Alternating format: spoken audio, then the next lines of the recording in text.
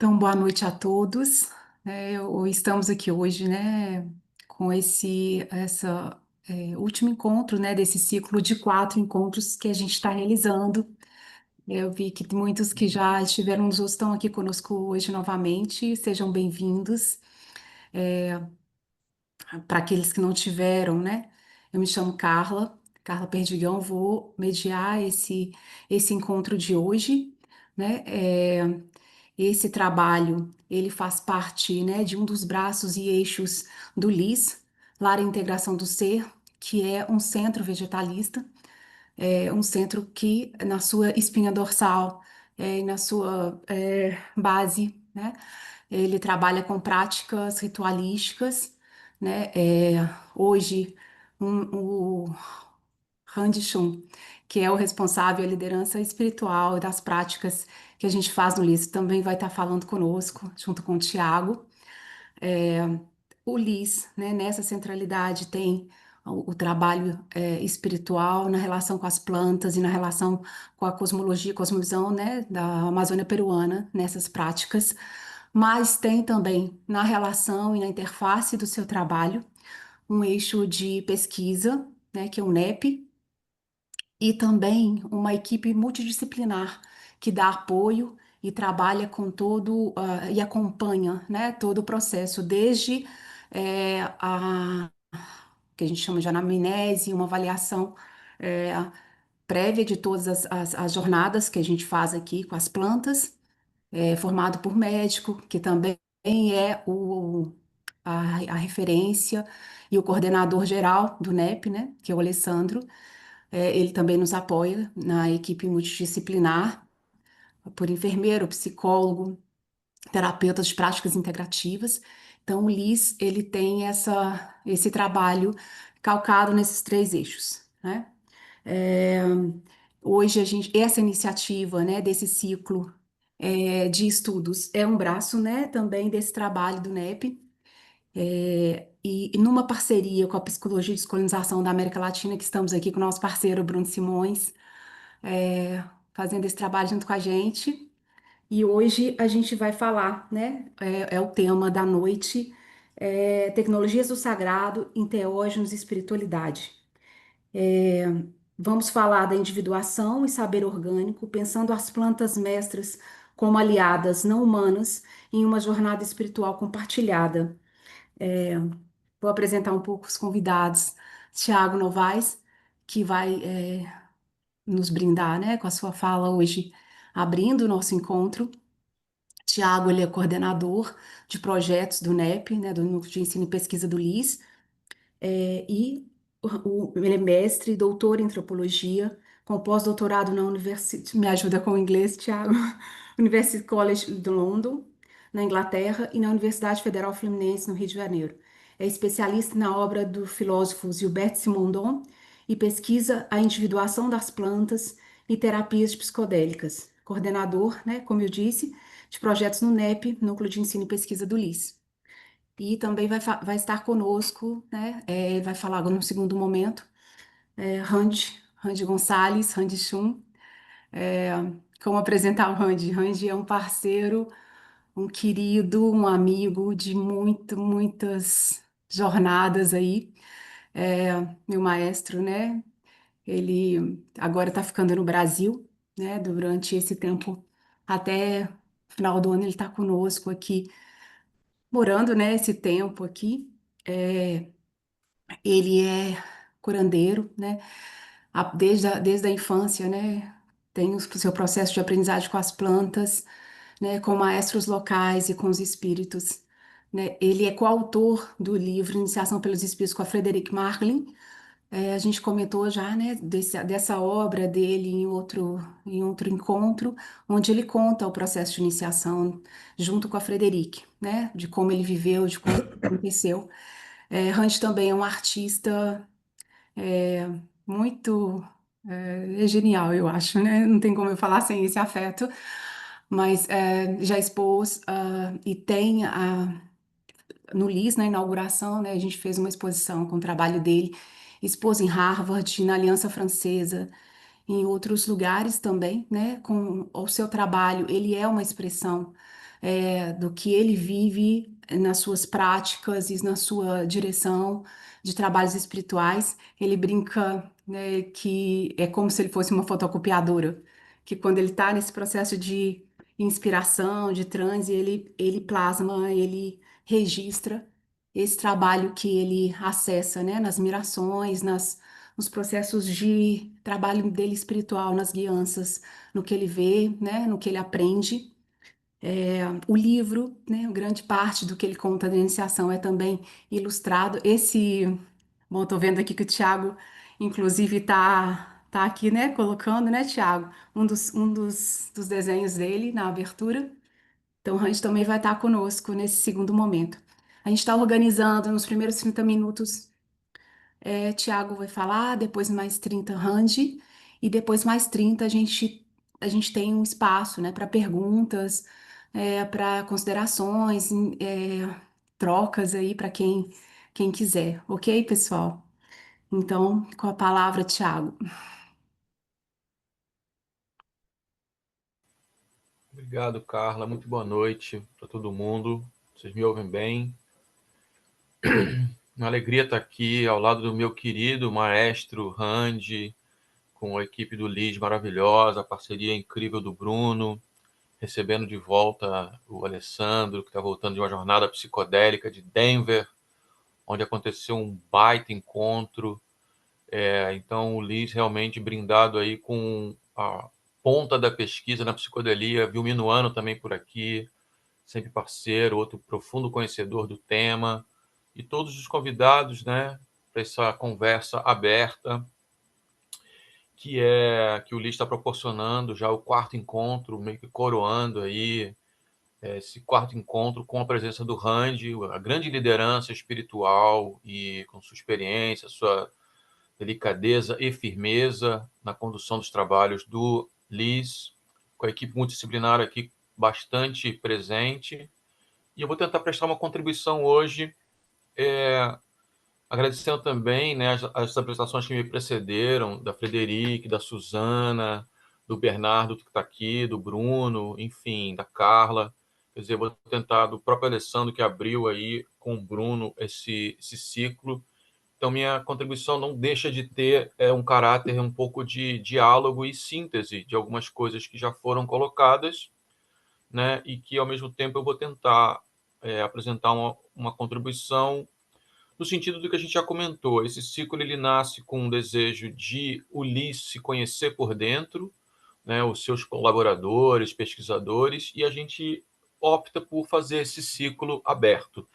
Então, o que eu vou apresentar aqui também tem... Então, ele tem um duplo caráter, um caráter introdutório, digamos assim, sobre o tema dos enteógenos e tal. Eu quero falar algumas coisas, em nível bastante introdutório, mas aprofundar, ao mesmo tempo, ao longo da apresentação, qual é a proposta de pesquisa, em especial da parte que me toca, né, que é a parte da individuação das plantas, nessa conexão direta no trabalho com o Liz, com o Randy e a Carla na condução dos trabalhos, um pouco de antropologia contemporânea. Então, é o que eu pretendo tentar dar conta nesses meus 30 minutos.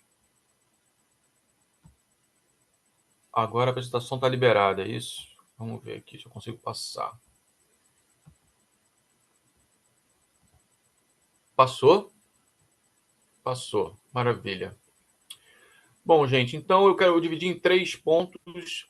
Introdução aos enteógenos, vou falar da ciência do concreto, a intersubjetividade das plantas, a ancestralidade e a própria individuação das plantas, né? A ciência do concreto é um texto que eu escolhi, acho que é bem oportuno para a gente trabalhar aqui, que é um texto do Levi-Strauss, do livro dele, O Pensamento Selvagem.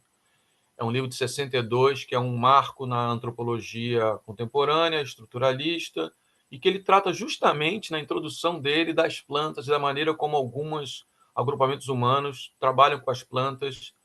Eu vou já citar um pouco, fazendo uma passagem para o que eu chamo de intersubjetividade das plantas, que é um outro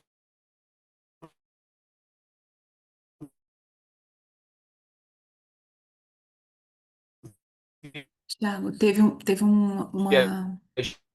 Ah,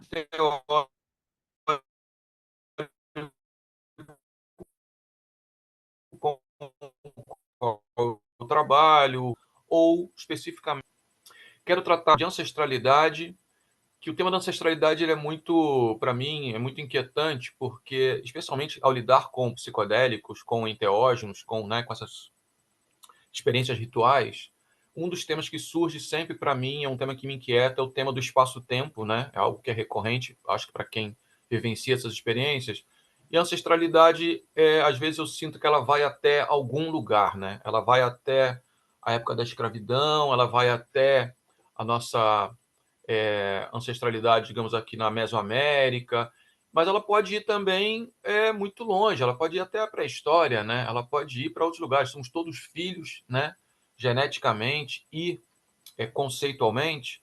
E eu pretendo argumentar com base em literatura que, na verdade, a experiência com enteógenos ela data da pré-história, tá, gente? Está falando de 1 milhão de anos. A gente não está falando de milhares de anos, não. E chegar na individuação das plantas, que é propriamente o trabalho que eu gostaria de tratar, trazendo aqui alguns índices, né, da ideia de uma inteligência das plantas.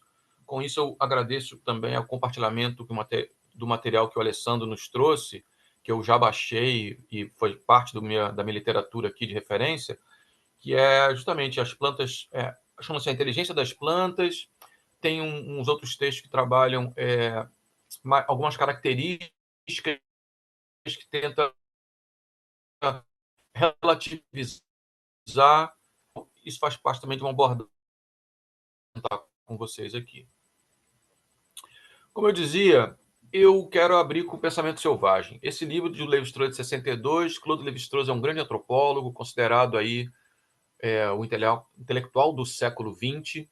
E ele abre, gente, ele abre, por incrível que pareça, para mim, né, por incrível que pareça, porque eu fui atrás desse texto por conta de ser um clássico da antropologia, mas ele traz essa citação da violeta tricolor, né? Ele começa o texto com uma descrição de uma flor, de uma planta, que tem, em diferentes culturas, uma interpretação distinta, né?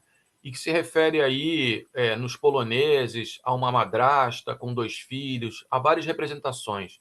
Eu vou deixar aqui rapidamente, não quero ler todas as citações, não, mas para dizer que a passagem que eu pretendo fazer com relação ao estudo das plantas, ela vem de uma base etnográfica, etnológica, das diferentes maneiras pelas quais a gente conhece o mundo ou conhece as plantas, ou seja, onde há uma sobreposição da cultura sobre a natureza, né? Os discursos cosmológicos, os discursos culturais se sobrepõem à natureza, e a natureza, então, ela é representada de diferentes maneiras por cada cultura.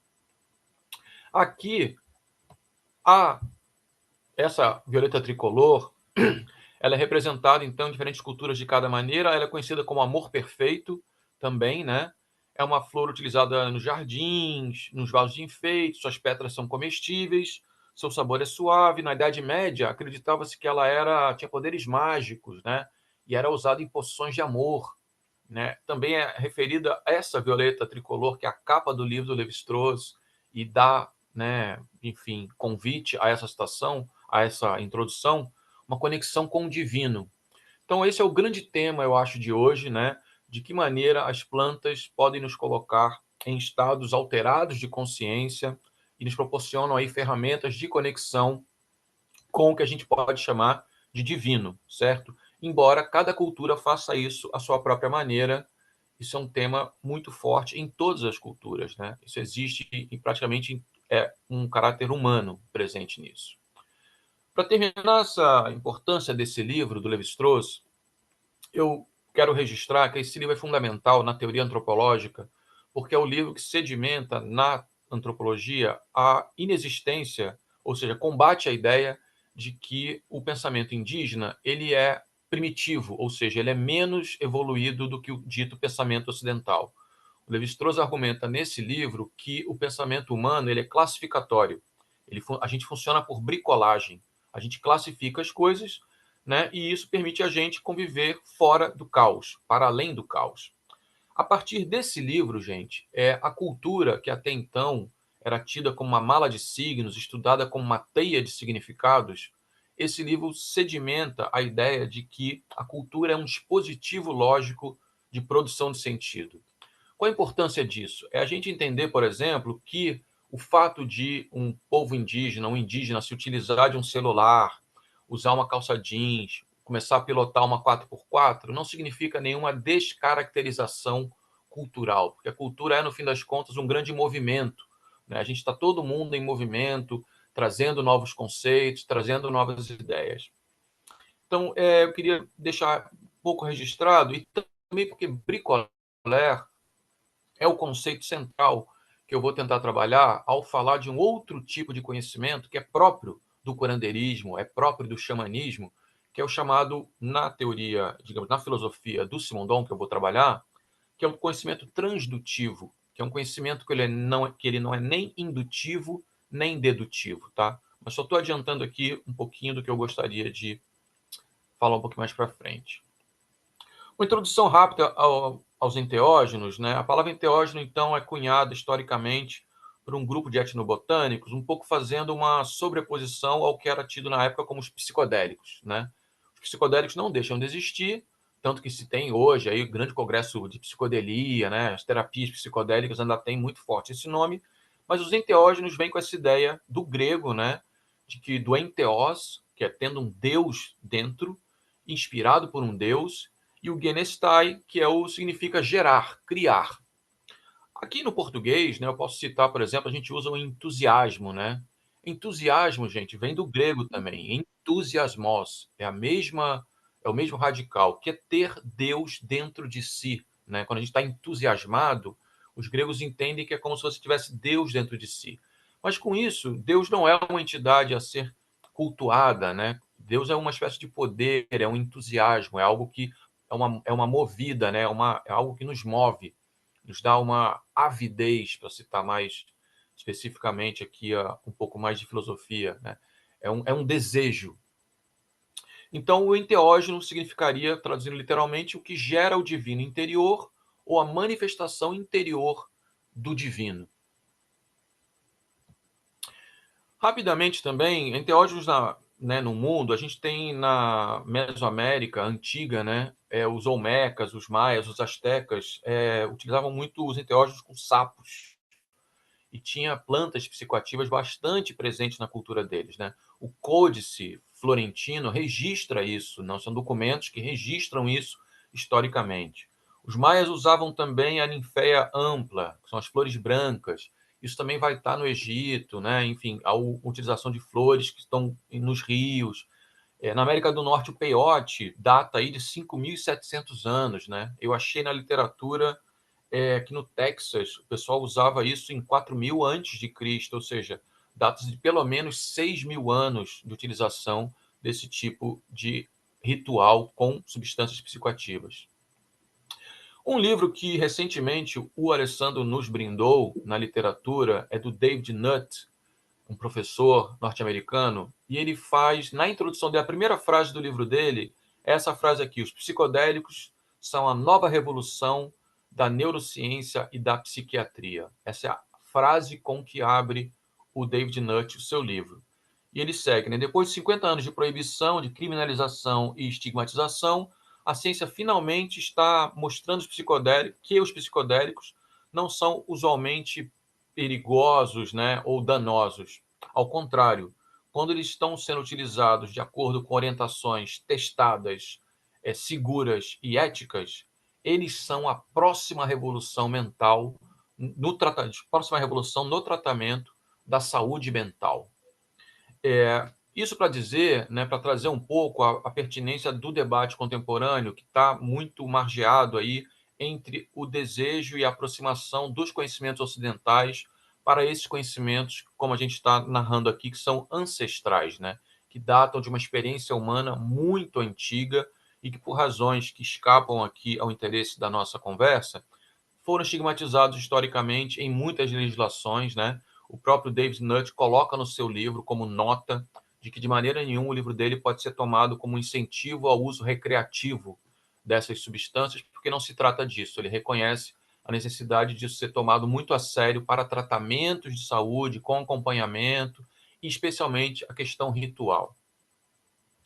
Eu queria só trazer porque é contemporâneo. E nisso eu achei uma outra citação que é onde eu quero me deter um pouco mais, que vai justamente em torno desse debate sobre o uso dessas substâncias enteógenas na farmacologia, digamos assim, ocidental, né? Utilizando essa frase que eu acho que é uma paródia, né, uma paráfrase de uma frase célebre na filosofia pré-socrática do Heráclito. O Heráclito era um cidadão que dizia o seguinte: ninguém entra no mesmo rio duas vezes, né? Com isso, ele estava alertando para um tema bastante filosófico, que é da irrepetibilidade da história, né? A história não se repete, a gente não vive a mesma situação duas vezes, né? Tudo é circunstancial, a gente não entra. O rio, quando a gente entra no rio, ele já mudou, e a gente não vai entrar no mesmo rio, a gente já não é a mesma pessoa. E essa é uma das dificuldades que a ciência tem em lidar com o tema dos psicodélicos, dos enteógenos, porque há uma pressuposição de que se pode isolar as substâncias que são ativas nesses enteógenos para tratamentos, e com isso você isolar isso de maneira a tornar isso pílulas e tal. A dificuldade disso, e diz aqui o professor Nutt, né, que ele não conseguia estudar a ayahuasca em si, citação, né? A composição variável do material vegetal e sua preparação tornam muito difícil administrar uma dose padronizada para a pesquisa, embora isso já tenha sido feito. Então, em vez disso, nós usamos o ingrediente ativo, o DMT, né? Enfim, com isso, o que eu quero dizer é que são muito promissoras as pesquisas em torno da apropriação dessas substâncias no âmbito das terapias para tratamento de doenças contemporâneas nos hospitais. Mas elas enfrentam dificuldades que são da ordem epistemológica e ontológica, ou seja, como a gente vai defender aqui, e o Rand vai falar bastante sobre isso, não existe no curandeirismo ou nas terapias que a gente acompanha, né, que são ligadas a aspectos religiosos, né, por isso os enteógenos, né, os aspectos rituais, uma dissociação do uso terapêutico, do uso ritual, do próprio ritual, ou da própria maneira como a pessoa se coloca diante desse uso, né? Não há a possibilidade ontológica e mesmo epistemológica, a maneira de conhecer.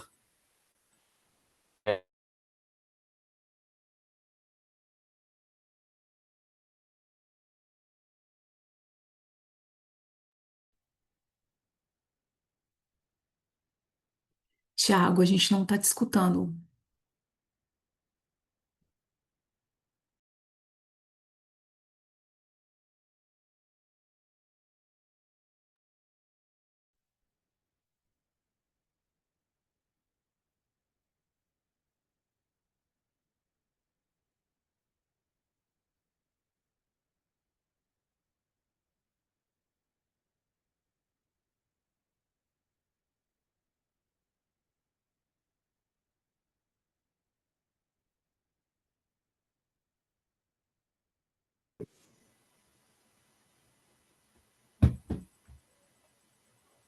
Voltamos.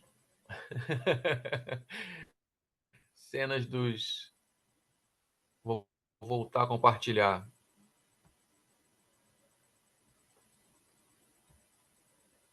Alguém desabilitou. Agora você virou anfitrião, Bernardo. Você me deixa compartilhar? Como é que eu faço isso? Isso que eu tô querendo saber. Deixa eu ver. Share. Múltiplo. Acho que é esse aqui. Vê se você tá conseguindo agora. Aí, obrigado.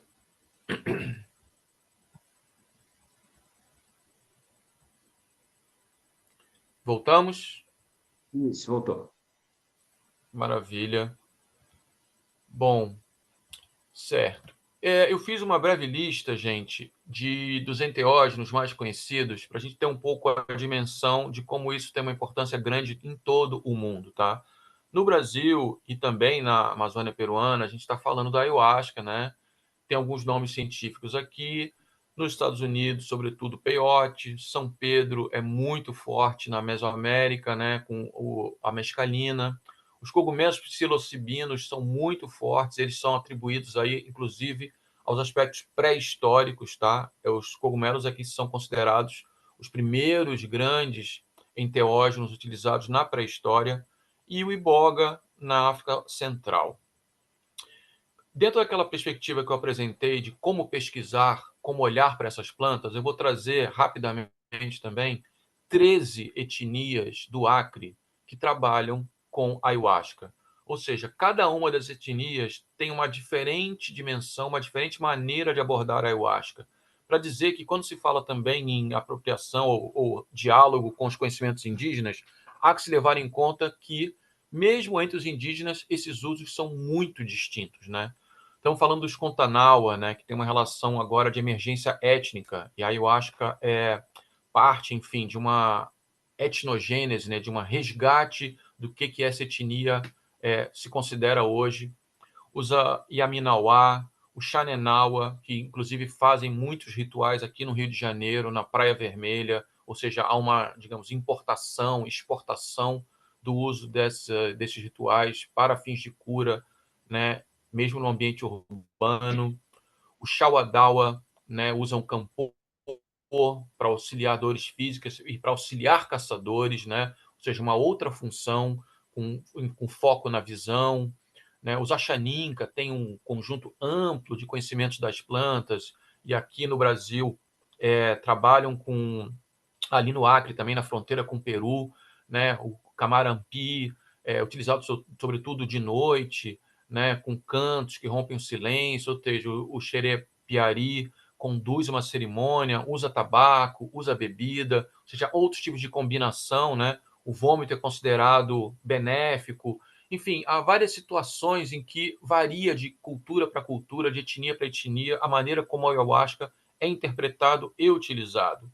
Os Nawa, né, também estão nesse processo de etnogênese, se auto-reconhecendo como etnia agora, e o repertório do uso do campo com a ayahuasca também é central, né? E as mulheres têm um papel importante nessa etnia, como rezadoras, utilizando o tabaco, algo que é distinto, por exemplo, em outras etnias, onde há uma predominância masculina. Os Madija no Acre, os Manchineri no Acre e os Yanauá também do Acre, todos eles utilizam. No caso dos Yanauá, eles fazem inclusive um festival que ficou muito conhecido, que eles conseguiram um patrocínio na internet gigantesco para realizar um festival grande com apoio aí. Apolimarara, Puianauá, Catuquina e talvez a etnia mais numerosa que se vale do uso da ayahuasca, o Nishipai, são os Runicui, que tem uma população de 18 mil pessoas, né? E que eles consideram aqui uma frase vinda aí da etnografia da Andrea, minha colega da Unicamp, que uma liderança indígena diz que a ayahuasca é melhor que pai e mãe, melhor do que universidade. Né? Enfim, que é ela que ensina de fato a essa cultura as coisas que ela precisa saber. Passo então a minha segunda parte para trazer essa questão da ancestralidade com um pouco mais de rigor, para trazer a pré-história, né? Esse foi um livro que eu encontrei na internet. A gente está formando uma biblioteca no LIS, que em breve vai estar disponível também, né? Que disse que alguns xamãs viviam em cavernas, alguns pareciam reclusos, mas outros sociáveis. Mas mais importante, eles agora estavam bem no começo da nossa existência social coletiva, para nos guiar através da história humana pelo caminho que nos afastou deles.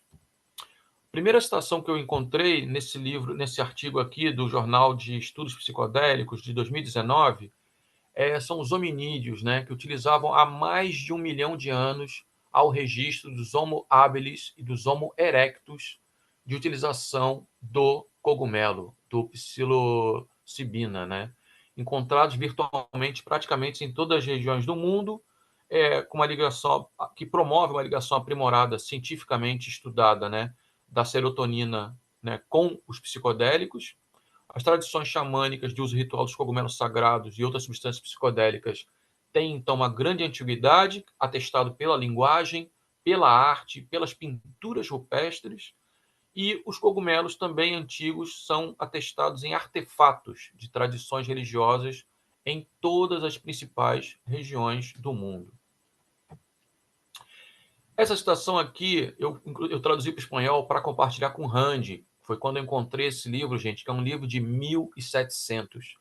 É o livro mais antigo que eu encontrei sobre plantas mágicas.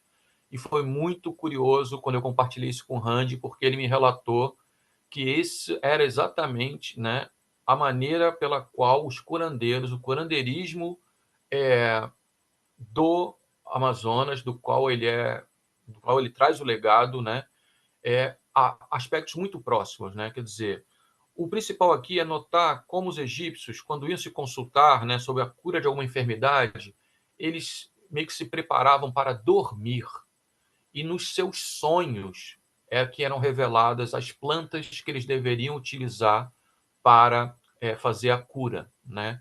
E o Randy me narrou que essa é a história da trajetória dele com o curandeirismo amazônico.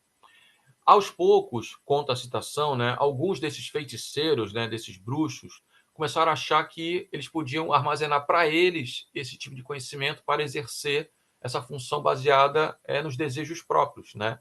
E esse é um pouco o desenvolvimento do que ficou conhecido como bruxaria, os bruxos que também estão presentes na Amazônia, que fazem serviços, né, para outros, ou seja, há um distanciamento, uma separação, então, entre o curandeirismo e aqueles que se colocam a serviço, né, da bruxaria, digamos assim, em termos conceituais aí na Amazônia.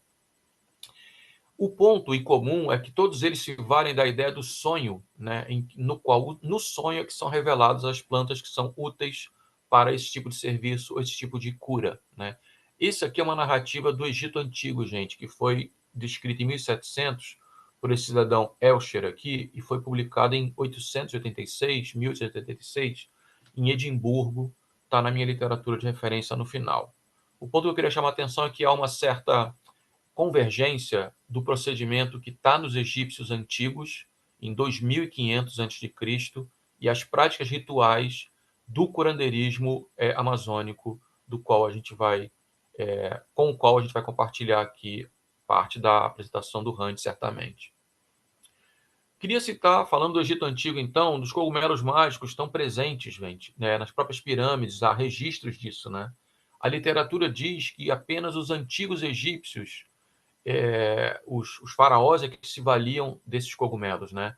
E o nome desses cogumelos para os egípcios era filhos dos deuses ou plantas da imortalidade. Novamente, né, uma alusão direta à ideia de enteógeno, ou seja, a uma ligação dessas plantas com algo divino, né, com algo fora dos aspectos materiais ditos naturais. Os cogumelos e outros fungos também tinham amplo uso medicinal no Antigo Egito. E aí eu passo, então, a parte final aqui da minha contribuição, com uma parte mais teórica, sobre a qual eu posso me debruçar um pouquinho mais com calma. Às vezes eu fico tentando dar conta de tudo, né? Mas é para apresentar esse conceito de individuação, essa ligação que a gente vê entre a individuação e o saber orgânico e uma certa ideia de simbiose. Individuação é um conceito trabalhado pelo filósofo francês Gilbert Simondon, que defendeu 2 teses de doutorado em 1958. E o que mais me interessa, como eu tinha comentado no começo dessa abordagem do Simondon, é o tipo de conhecimento que é proporcionado na relação direta com as plantas.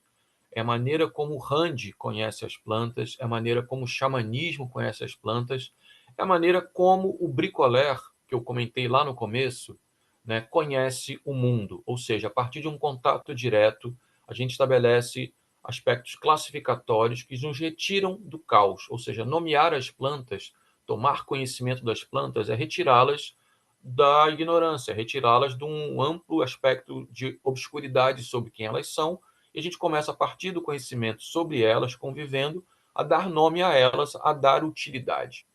Esse tipo de conhecimento direto, tácito, né, que revela uma certa segunda natureza, em termos, digamos assim, técnicos da antropologia, ou seja, que desempenha uma certa habilidade, né?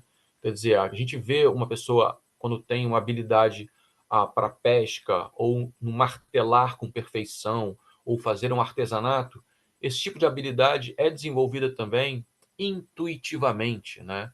São esses aspectos que o Rand já me comentou, que são determinantes na maneira como ele elege, ou o xamanismo elege, que planta vai ser utilizada numa purga, ou que planta é mais adequada para um tipo de cura. Existe uma anamnese, existe um cuidado em saber que tipo de problema está sendo buscado. Mas a decisão última a respeito da dose, a respeito da planta a ser eleita, ela tem um caráter de segunda natureza, de uma intuição, de um conhecimento que, dependendo do curandeiro, dependendo né, do xamanismo, do xamã, ele vem diretamente em relação aos espíritos, né? Ele é uma comunicação direta com espíritos e também é uma comunicação direta com o próprio conhecimento intuitivo, né? Diz o Bergson que o método de conhecer que ele pensa para pensar a diferença, para viver a diferença, é a intuição. Um pouco fazendo referência aqui ao último encontro que a gente teve com Bernardo e Carla, que a gente comentou, o Bernardo comentou que queria entender a pergunta que eu tinha feito, era justamente sobre a intuição na relação da psicologia com os limites aí dos casos extremos, de como lidar com as pessoas em situação aí de busca, né, de cura corporal e espiritual. Essa ideia de individuação, né, essa ideia da transdução, ela é forte também no caso de Simondon, quando ele pensa a unidade mágica primitiva. Eu acho que é isso que a gente que se vê revelado numa relação do curandeirismo ou do xamanismo, né, quando você tem uma junção entre técnica e religião, certo? É nesse momento que a gente não vê mais a distinção clara entre, de novo, o aspecto inicial da minha apresentação do bricoleur versus um engenheiro, né? Um xamã, um curandeiro não opera as suas relações com as plantas baseada em nenhum manual. Assim como um bricoleur, um gambiarrista, alguém que faz uma gambiarra, ele não resolve um problema a partir de um manual, né? Quem resolve o problema a partir de manual é um engenheiro que segue, né, um conjunto de operações prévias estabelecidas para repetir um tipo de solução. No caso do xamanismo, do curandeirismo, no caso de uma relação direta com as plantas, com esse tipo de conhecimento, a gente está restituindo aí o que o Simondon chama de unidade mágica primitiva, onde não há uma distinção, então, entre técnica e religião. É uma fusão desse tipo. E é precisamente a isso que se referem as plantas enteógenas. Elas servem tanto para, né, ela tem uma plurifuncionalidade, em certo sentido, né, que elas atuam diretamente sobre o corpo para efetuar curas que são, né, das doenças, digamos assim, corporais conhecidas, mas elas também atuam, e isso é uma ênfase que o Rand dá com frequência nas suas falas e no seu trabalho, né? É uma cura da alma, é uma cura do espírito, né? Não há uma dissociação, então, entre corpo e alma. Os enteógenos não atuam diretamente apenas sobre o corpo, eles atuam diretamente também sobre a alma. Sobre esse tema, né, eu trouxe então mais dois autores para ajudar a pensar isso, que é o Nego Bispo, que é um filósofo quilombola brasileiro, falecido há poucos anos, que traz a ideia do saber orgânico, né, contrapondo-se aí ao que ele chama de saber artificial. Então, eu faria um paralelo direto, dizendo que, por saber artificial, seria justamente essa dissociação entre técnica e religião, né? O saber artificial propriamente o que o Nego Bispo criticava em relação à técnica quilombola, por exemplo, não estão dissociadas dos aspectos religiosos da construção dessa arquitetura. Isso tem um aspecto no Nego Bispo que é metafísico, né? Só para dar mais um pouquinho de fundo teórico, que o Nego Bispo diz que o um é mais que um, né? Ou seja, no sentido do que a gente está conversando aqui, um é mais que um o corpo, ele nunca é só o corpo. Ele é sempre um corpo com espírito, né? Ele é sempre um corpo e seu meio associado. Uma planta nunca é só uma planta. Ela é sempre uma planta com outras plantas. É uma planta com o sol, com o solo, com a água. Ou seja, são sempre estruturas em relação, né? E isso dirige diretamente também ao que a Dana Haraway vem chamando a atenção com sua simbiose, né? Com a ideia de simbiose, que é uma ideia da Lynn Margulis, né? De um artigo de 67, se eu não me engano, e que a Dana Haraway se apropria para falar de que a gente é sempre alguém em relação, em acoplamento com multiespécies, né? Tanto pode ser um cachorro, no caso dela, que ela tinha um cachorro, uma cadela treinada, ela desenvolvia com a cadela um aspecto do desenvolvimento corporal da cadela, quanto os aspectos com as plantas, né? A gente viver em meio às plantas, no caso os enteógenos, ou seja, fazendo uma simbiose, um acoplamento com essas plantas. Isso para dizer que essas plantas não têm, a partir dessa perspectiva epistemológica, né, e ontológica, ou seja, a maneira como elas existem e a maneira como nós as conhecemos não se limita a uma separação, é sempre um regime de continuidade. Já vou passando para o final, é só para apresentar então alguns índices daquilo que eu gostaria de trabalhar, que eu estou começando, na verdade, com o Liz, né?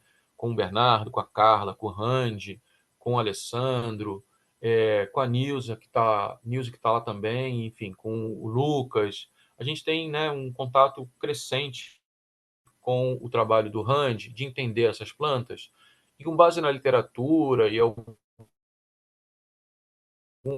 estou criando alguns índices para orientar esse trabalho, essas plantas. Então, parte do interesse é descrever a memória e a aprendizagem das plantas, a capacidade de tomada de decisão e agência das plantas, a socialidade e a interconexão das plantas, a resiliência e a adaptação que elas têm, a linguagem química e elétrica, né? As plantas, entendendo que as plantas elas têm potencial de ação, elas têm uma relação direta ali com o chamado eletroma, né? Existe um pessoal que trabalha com electroculture, que se chama, que eles constroem antenas de cobre e colocam do lado de plantas, e essas plantas recebem sinais elétricos e aumentam sua capacidade de crescimento. E, finalmente, as plantas professoras, né? As plantas maestras, que tanto o Rand nos coloca em contato, elege e nos apresenta com tanto carinho e com tanto respeito, né? No LIS há um processo de purga imperativo para participar de qualquer ritual, né? Algo que não é tão assim, que é até comum na história do uso dos enteógenos nas tradições, digamos assim, étnicas do Acre e tal, mas que não se vê tanto quando a gente tem essas apropriações nos grandes centros, né? A purga, ela não faz tanto parte dos rituais tal como eu os conheço hoje nos grandes centros. As plantas participam como inspiração artística e filosófica, né? Isso o Rand talvez fale um pouco, um dos temas do novo livro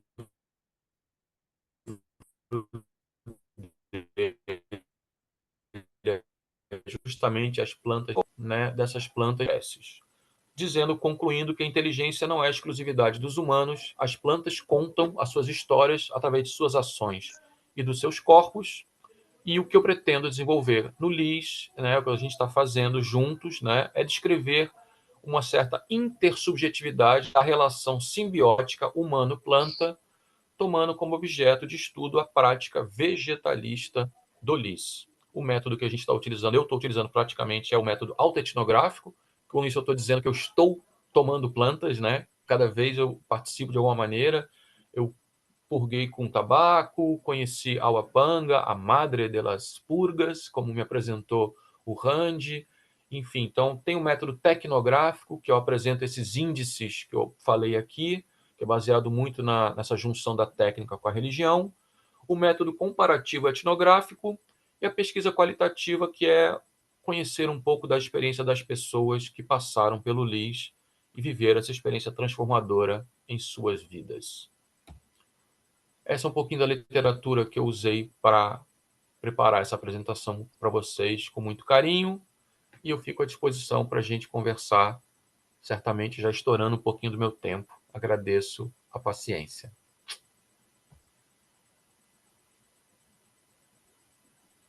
Muito obrigada, Tiago. Eu acho que queria destacar nisso tudo, né, que você trouxe e contribuiu nessa também interface com que o Randy vai abrir conosco aqui, esse aspecto relacional com as plantas, com os espíritos, né? Essa comunicação e essa interação interespécie, essa transmissão de um conhecimento que vem de uma relação, né? Que tem que ser, né? E o que a gente aprende, o que eu escuto tanto, né? Desde os meus processos na Amazônia, mais profundamente com o Randy, o quanto que essa relação íntima com esse espírito, né? E nessa relação com esses outros reinos, né? No caso, as plantas, é possível desdobrar aí tantos aprendizados, conhecimentos, formações, né? E também uma outra perspectiva também de interação com outras epistemologias e ciência, né? Obrigada. Queria então, em seguida, convidar o Randy para estar com a gente e contribuir, Randy. Palavra com você.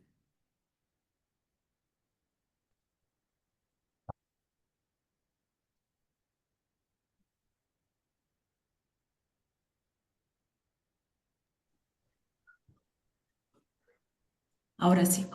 Ya. Hola.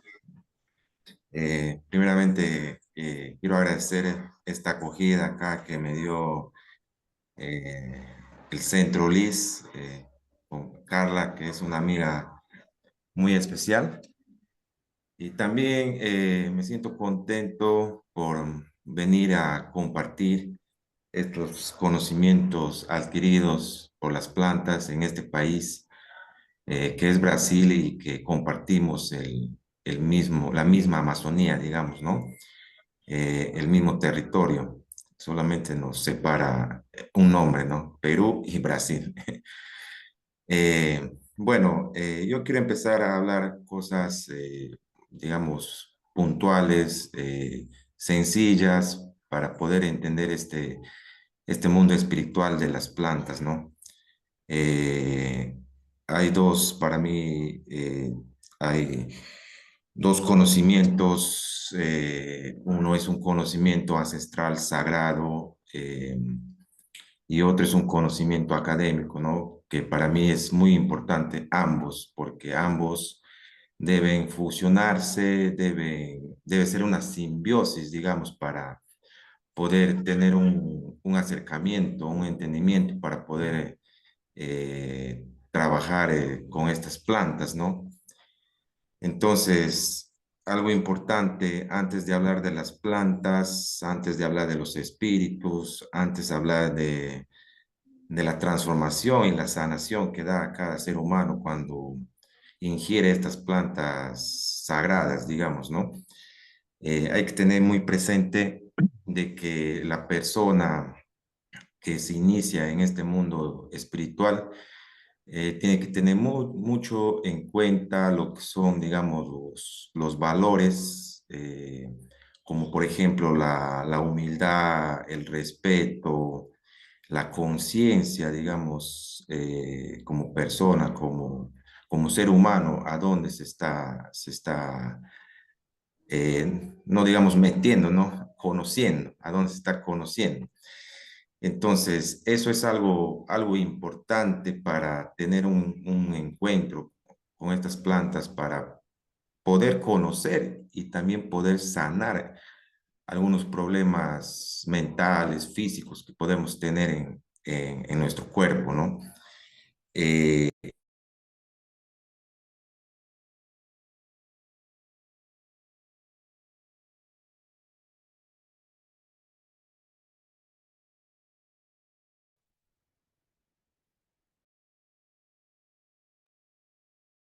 ¿no?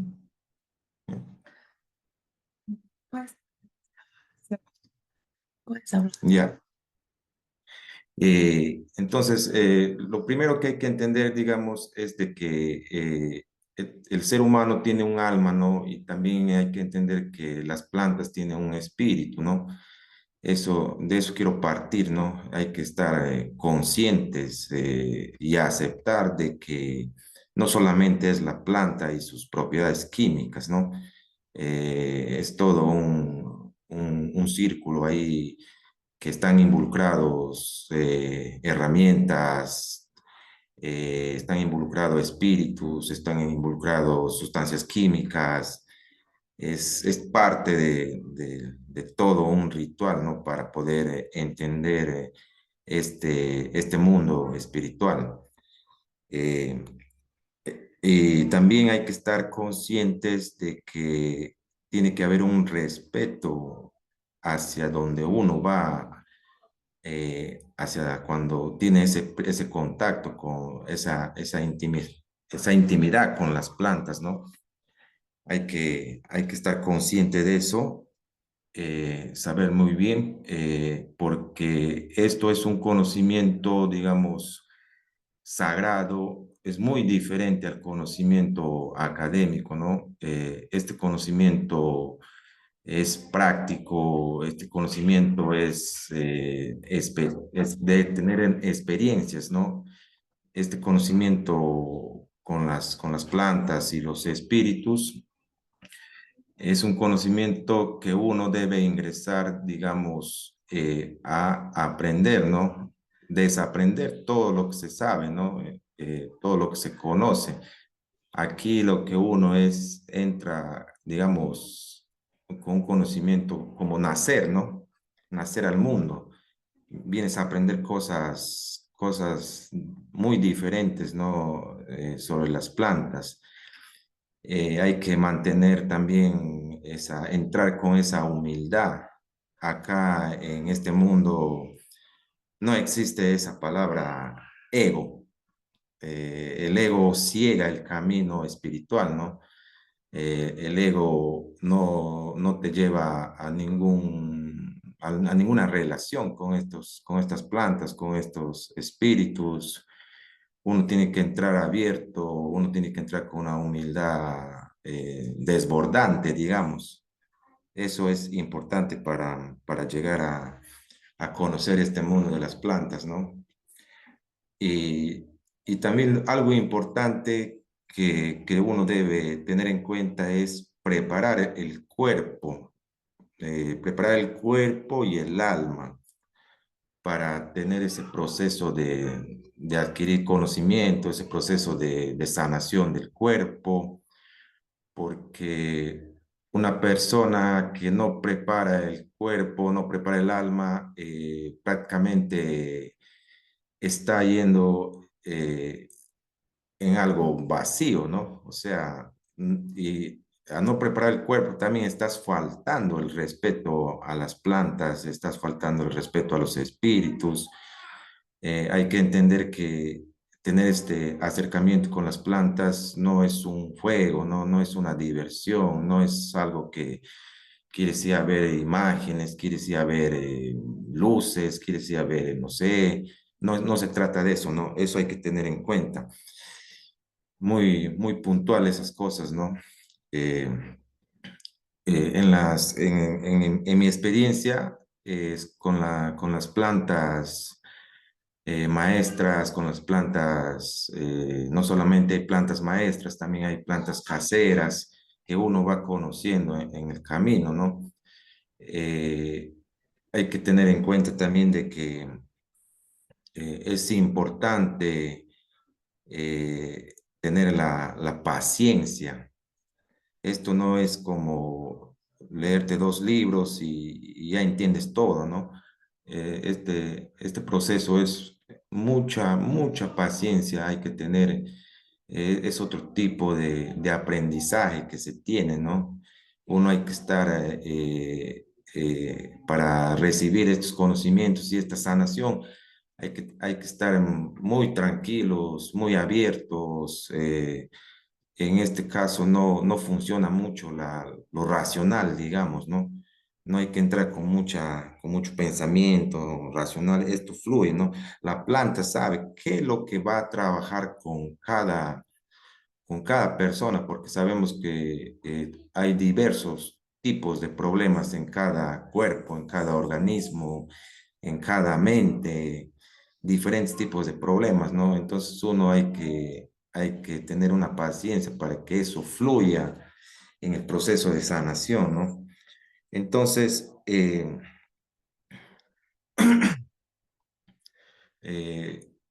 se ha hablado mucho ahorita, está digamos, muy de moda escuchar.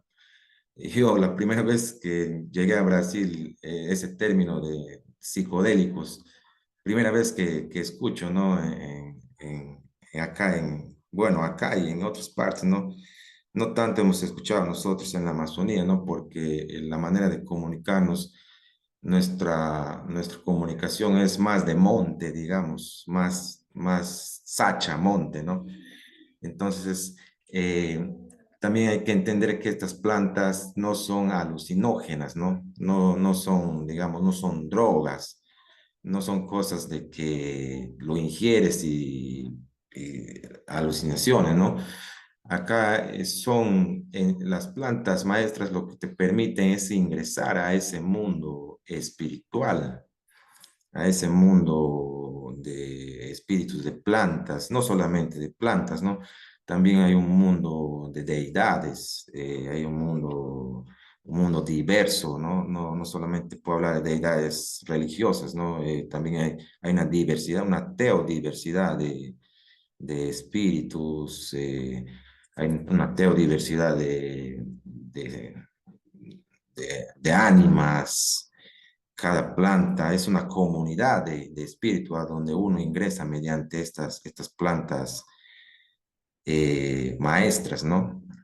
Entonces, las plantas maestras, como la ayahuasca, digamos, es la llave para uno conectarse y ingresar a esta comunidad de los espíritus, ¿no?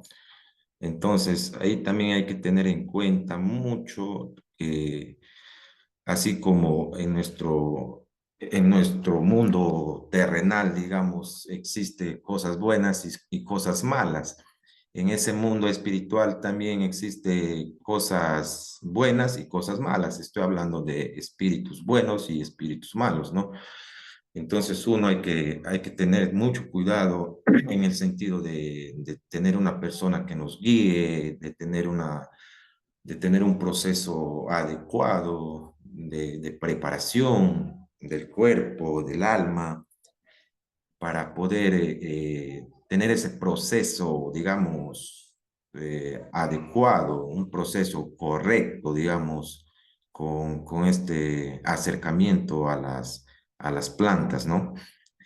Eh, no solamente es el ayahuasca, ¿no? Tenemos en la Amazonía, tenemos una diversidad de plantas maestras, ¿no?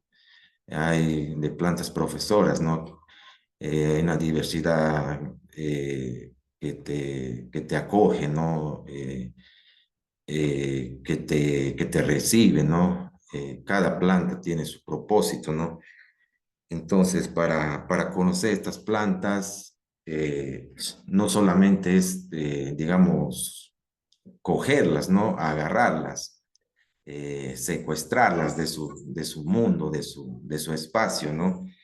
Llevarlas a un laboratorio, ver qué sustancias químicas tienen, no solamente es eso, ¿no? Eso hay que tener en cuenta, ¿no? De que no es secuestrarlos y llevarlos, meterlos a un laboratorio, sacarles su sustancia y repartir a personas que tienen algún problema mental. No solamente es eso, ¿no? Es imposible como encapsular al espíritu de la ayahuasca, de la josacha, al espíritu del bolaquillo, del pucarrenaco, es imposible. Entonces, eso hay que entender para la comunidad, digamos, científica, ¿no? De que es muy atrevido y muy tonto de pensar de secuestrar estas plantas y convertirle en una cápsula, ¿no? Los espíritus observan, los espíritus no son tontos, los espíritus es un conocimiento muy diferente a la ciencia que puede existir en lo terrenal, ¿no? Eso hay que tener en cuenta para poder entender todo este mundo de lo espiritual, ¿no? Eh, yo pienso de el, el conocimiento sagrado de las plantas ancestrales y el conocimiento académico terrenal debe existir una simbiosis para encontrar una solución, digamos, para poder sanar y curar cosas mentales y físicas de los problemas que están pasando en la actualidad en nuestro mundo, ¿no? En nuestra tierra.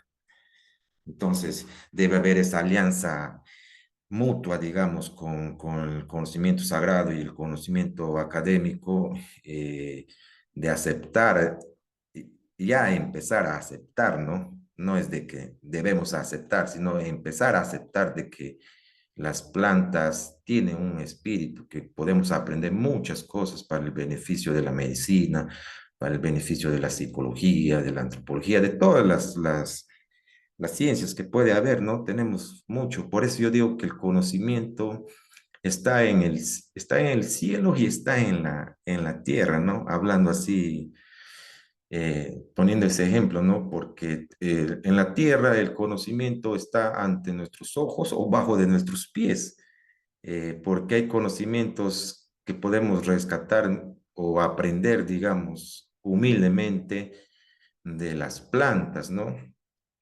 Podemos aprender conocimientos de los ríos, podemos aprender conocimiento de los cerros, podemos aprender conocimiento de las hormigas, de los micelios, podemos aprender muchas cosas que podemos aprender de ese conocimiento que se encuentra en la tierra, ¿no? Y el otro conocimiento que está en el cielo, no estoy hablando de cosas religiosas, ¿no? Sino ese conocimiento, ese mundo espiritual que se encuentra, digamos, en el cielo, hablando por así, ¿no? Eh, Hay conocimientos maestros que nos enseñan a sanar, a sanar el cuerpo, a sanar el alma, nos enseñan el camino de la conciencia, ¿no? Tener conciencia. Entonces, eso es lo que debemos ser recelosos en cuidar nosotros como seres humanos, cuidar ese conocimiento que no sea, digamos, ni manoseado, ni manipulado, porque es bien difícil que nosotros como seres humanos podamos engañar a esta ciencia, ¿no? Podamos engañar al espíritu de la ayahuasca, podamos engañar a los espíritus de las diferentes plantas, ¿no? Eh, Esto es lo que hay que tener mucho en cuenta, ¿no? Como le estaba diciendo y vuelvo a repetir,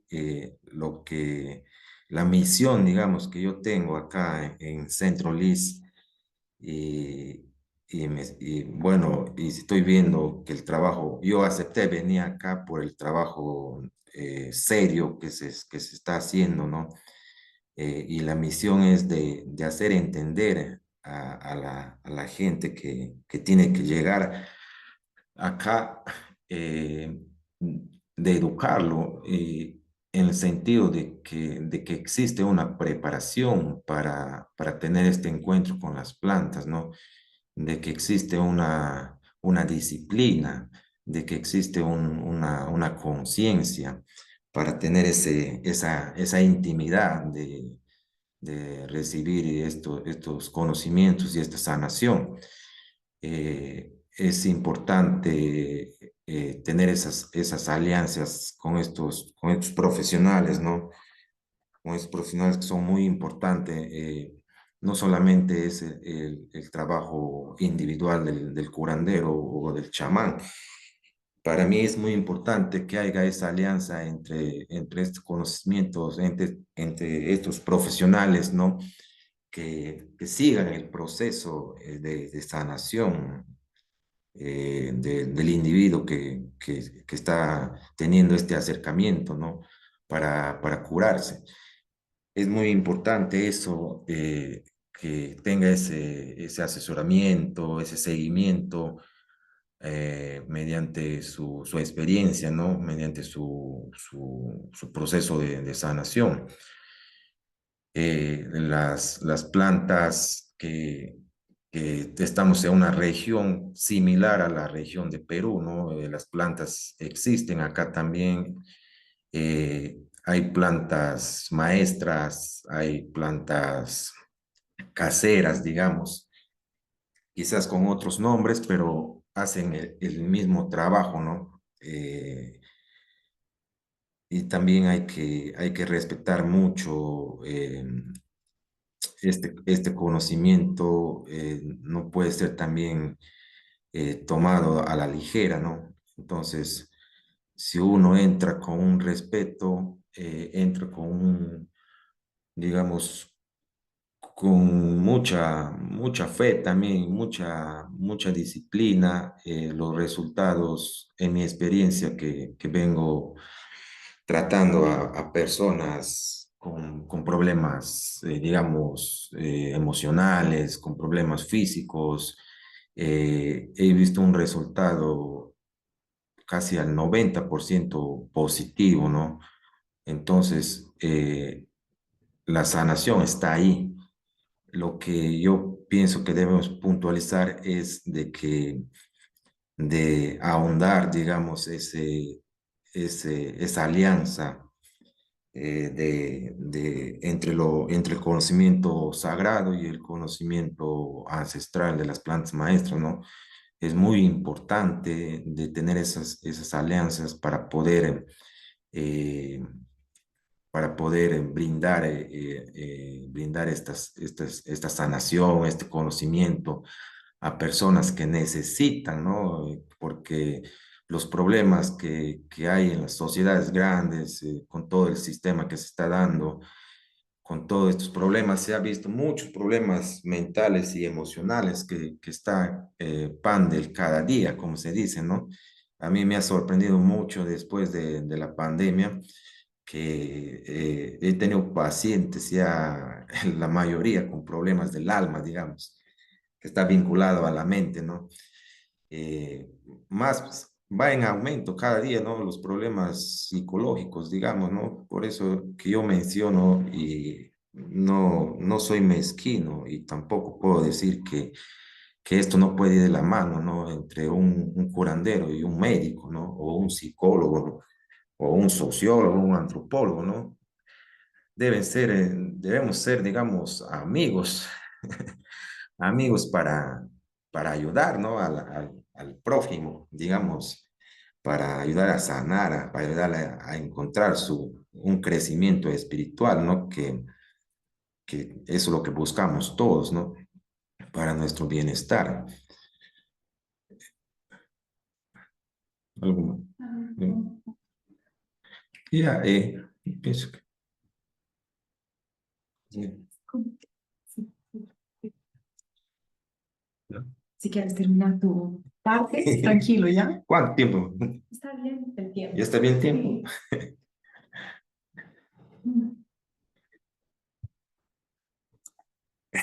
Entonces,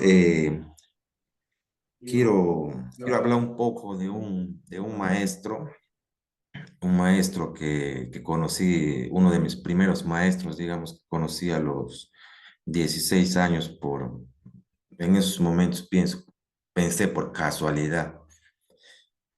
Este maestro de nombre Ruperto Sangama Cachique es de la comunidad indígena Quichua de la Amazonía, ¿no?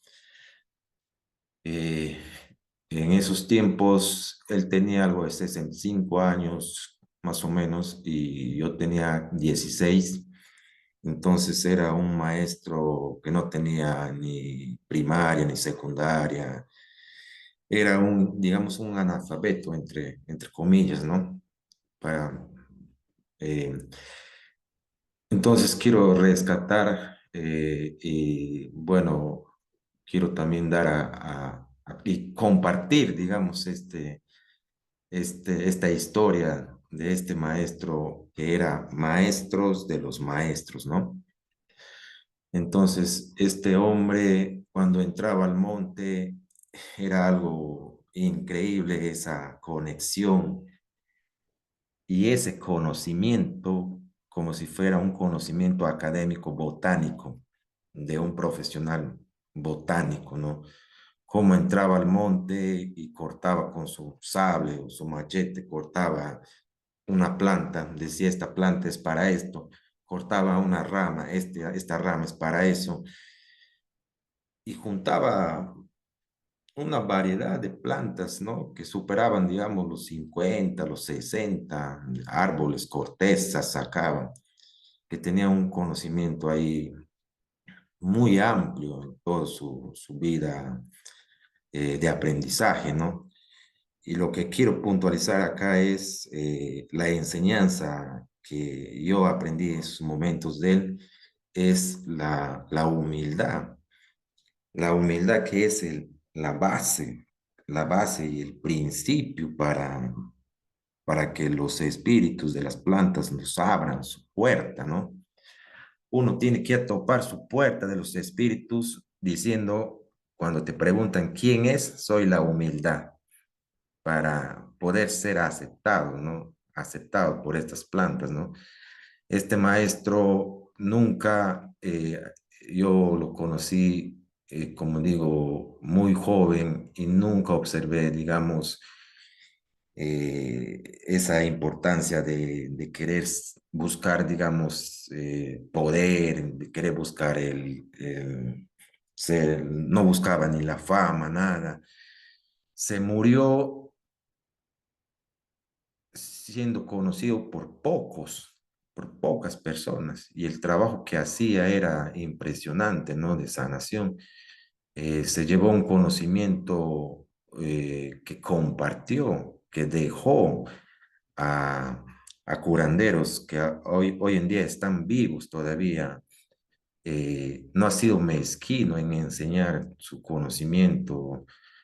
eh, lo que yo pude observar ahí en esos tiempos, de muy joven, que no entendía mucho este mundo, el máximo aprendizaje es la humildad que tenía este hombre. Y ahí entendí de que esa humildad le abrió las puertas de la universidad, de la Amazonía, ¿no? Que es el monte, ¿no? Que es el bosque, que es las plantas, ¿no? Entonces, eso hay que tener en cuenta, ¿no? Para toda sanación y para todo aprendizaje con las plantas, siempre hay que mantener la humildad y sacar de nuestra alma y de nuestra mente lo que es el ego, ¿no? El ego lo que hace es ciega, ¿no? El ego es una traba en este camino, ¿no? Un curandero no busca la fama, como digo, un curandero no busca ser reconocido. Un curandero simplemente es un receptor y un transportador del conocimiento ancestral de las plantas maestras. El curandero es la única misión que tiene el curandero es de sanar, de curar, de enseñar. Eso es la única misión que tiene el curandero, ¿no? No es buscar ser alabado, no es buscar ser endiosado, no es buscar ser famoso. El curandero lo que busca es compartir, el curandero lo que busca es eh, que las personas tengan, tengan una sanación, tengan un crecimiento espiritual, lleguen a un estado de conciencia en su vida para su salud, ¿no? Para su bienestar de su cuerpo y de su alma, ¿no? Entonces, eso ha sido mi primer aprendizaje en este camino, ¿no? De reconocer esos valores en este hombre, maestro de los maestros, con un conocimiento amplio, con un conocimiento muy cercano con los espíritus, ¿no? Lo primero que me enseñó fue la humildad, ¿no? Que yo en el camino me fui dando cuenta, ¿no? Porque todos queremos, todos tenemos una dosis de ego, algunos más, algunos menos, ¿no? Entonces yo aprendí recordando a este hombre, ¿no? Ruperto Sangama, cacique, de que su primera enseñanza que yo pude darme cuenta, ni siquiera ese momento, ¿no? Después de que yo pasé muchas cosas, de muchos años, entendí que el primer mensaje que estaba dando, no hablando, ¿no? Sino con sus actitudes, era la humildad. Entonces la humildad te abre, te abre las puertas a este mundo espiritual, a este mundo de las plantas, eh, a este mundo de las deidades, a integrarte a este mundo, ¿no? Que no solamente es como decir, pasar una experiencia, ¿no? Aquí tiene que haber una transformación una transformación mental, una transformación del cuerpo, ¿no? Para poder curarse, ¿no? Para poder cambiar en nuestros hábitos, en nuestros pensamientos, en nuestros comportamientos. Qué lindo fuera si todo el mundo llegue a ese estado, ¿no? Estaríamos viviendo en un paraíso, ¿no? En un paraíso que es llamado tierra, ¿no? No estaríamos con estos problemas que vemos, ¿no? Es problemas de avaricias, problemas de egos, problemas materiales. Entonces la planta es lo que te enseñan eso, ¿no? Te llevan a ese mundo llamado paraíso, ¿no? Ese mundo espiritual, a ese mundo de quererse uno, de compartir, a ese mundo de sanación, a ese mundo de aprendizaje. Eso es el lado blanco, digamos, del mundo espiritual y de esta comunidad de espíritus, ¿no? También no hay que obviar que hay un lado negro, ¿no? Como en este lado, como en nuestro mundo, ¿no? En el espacio terrenal, ¿no? Entonces ahí también ese es digamos, otro conocimiento, ¿no? Que el curandero tiene que saber discernir, ¿no? Por dónde quiere caminar. Ese es otro tema muy profundo, ¿no? Y hay un conocimiento de lo que les estoy hablando, un conocimiento blanco y hay un conocimiento negro, por así llamarle, ¿no? Un conocimiento, no hay que descartar que también este mundo espiritual, todo es sanación, todo es espíritus buenos, también hay espíritus malos eh, que puedes conectarte mediante este acercamiento con las plantas, ¿no? Estoy hablando en el caso de profundizar de alguien que quiere llevar este camino, ¿no? Eh, y eso es lo que todo quería compartir, ¿no? Me gustaría hablar muchas cosas, pero el tiempo es... Gracias. Muchísimas gracias, Randy. Ya. Bueno, si yo puedo testemunhar que aprendiste bien, muy bien sobre humildad, porque vivimos lo que convivimos contigo y aprendemos contigo, con tu guianza, con todo lo que haces. Vives eso profundamente, ¿no? Muchas gracias por compartir tu conocimiento, tu firmeza espiritual, tu integridad, ¿no? Y todo lo que hay, estamos construyendo, ¿no? Juntos y desde tu disponibilidad y tu camino, de tu espiritualidad. Muchísimas gracias. Eh, bom, queria agradecer, né, ao Tiago, ao Randy, né, por compartilhar o caminho, né, o Randy falando aí do caminho, que ele trilha, né, de como ele se orienta também na sua prática espiritual, né, dos princípios que são fundamentais para ele, que ele entende, né, que abrem, como ele falou, as portas para esse aprendizado, isso também que o Tiago tocou, né, nessa interação e nessa possibilidade de comunicação entre espécie e aprendizado, tem uma construção de uma relação também, né, com esses espíritos. E de que forma é possível aprender, né? De que forma é possível se relacionar e também se disponibilizar, né, no caso do Randy, no seu caminho como curandeiro, como esse transportador, né, que ele fala desses conhecimentos na sua prática espiritual de cura e de guiança, né, como curandeiro. É, eu acho sempre muito bom poder escutar o Randy, né, porque ele fala desse lugar que é muito profundo para ele, da própria espiritualidade, da prática dele. Obrigada, Randy.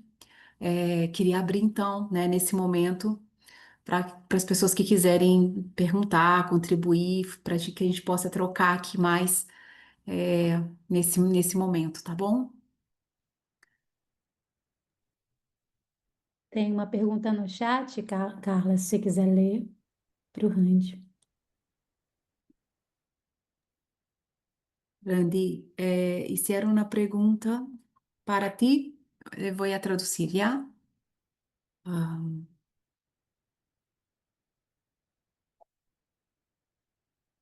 la psicología en sus paradigmas Entende los enteógenos como un modo de sanación, introspección.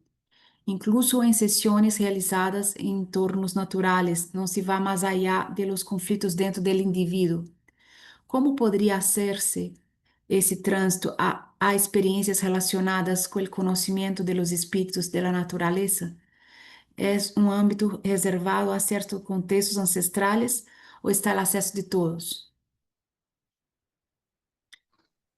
¿Entiendes, Randy? Está diciendo que la psicología aún está contextualizada mucho nessa relação com as plantas e com o conhecimento com as plantas ao indivíduo, não? Como se pode profundizar ou acessar mais profundamente o conhecimento espirituales com os espíritos das plantas, se está acessível a todos. Creo que hablaste un poco de la disciplina y todo eso, ¿no?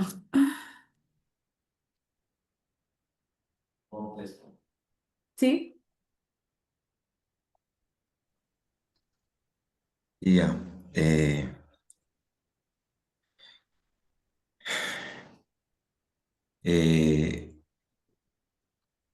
para mí es muy importante. Yo durante 10 años he estado trabajando, digamos, solo como chamán, atendiendo a personas, pero en el camino me he dado cuenta de que si hablamos en esta profesión o en esta ciencia que es la psicología, ¿no? Que es muy importante, ¿no? Pero ¿dónde puede ser importante? Cuando el profesional se integra a este conocimiento sagrado, ¿no? ¿A qué quiero decir que se integra, ¿no? Que pase la experiencia, que conozca el proceso. Entonces, por eso estoy hablando de esta simbiosis que debe haber entre el conocimiento ancestral y el conocimiento académico, ¿no? Entonces, va a tener las herramientas adecuadas, digamos, para poder usar dos herramientas diferentes. Yo me he dado cuenta de que he tenido pacientes que han sido, digamos, tratados por personas profesionales en esta rama, ¿no? De la psicología por muchos años, ¿no? Y he tenido muchas experiencias y me he dado cuenta de que un proceso de dieta, digamos, con la planta adecuada, por eso hablo de que puede haber una buena relación con esta profesión o con este profesional que es de la psicología, ¿no? Que entienda, que conozca qué planta va a utilizar en el problema que puede tener este paciente, ¿no? Porque en mi experiencia he visto personas con problemas, digamos, de ansiedad, traumas, con una dieta, han tenido digamos, han superado casi el 90% de su problema, solo con hacer una dieta nomás, ¿no? Entonces, no solamente es el proceso eso, ¿no? El otro proceso es el acompañamiento de este profesional, ¿no? Pero este profesional tiene que también conocer este mundo para poder hacer ese seguimiento. No solamente es, este mundo no se aprende, no es teórico este mundo, este mundo no vas a aprender. Hay una cierta cantidad de libros que hablan sobre las plantas maestras, sobre la ayahuasca. Este aprendizaje es muy diferente, ¿no? Este aprendizaje es vivencial, este aprendizaje es práctico. Es sencillo, ¿no? Solamente hay que entregarse para conocer. Entonces, yo siempre he dicho de que ya debe existir, ¿no? Debemos desarrollar eso es lo que queremos implantar, esa alianza entre estos dos conocimientos, entre lo sagrado y lo académico. Entonces, mientras uno tenga esos conocimientos, los resultados son positivos en mi experiencia, ¿no? Y eso es lo que queremos introducir. No es que queremos, estamos introduciendo este nuevo, un método, ¿no? Digamos, como digo acá, nuestra ciencia es la humildad, la paciencia y la conciencia, ¿no? Entonces, teniendo esas tres cosas, podemos hacer muchas cosas para el bienestar de las personas que pueden llegar con algún problema psicológico, ¿no? Gracias, Randy. Gracias. Não sei se parece que a outra persona, desculpa, Mara Sarti. Não sei se pronunciei bem seu nome. Tá me escutando? Sim. Tá. Então, eu conheci você, Carla, no FIUP, e daí é que a gente teve contato, porque eu tinha visto sua palestra, Randy, e fiquei super bem impressionada, né? E depois, em contato com o livro, os desenhos são maravilhosos, parabéns, você é além de um xamã, um artista incrível. Eu não sei como colocar imagem, eu tento colocar e por isso tá assim, tá bloqueada a minha imagem, senão eu apareceria, tá? Eu já tentei algumas vezes e não aparece. Deu E, agora, Mara, oi, vê se deu agora. peraí.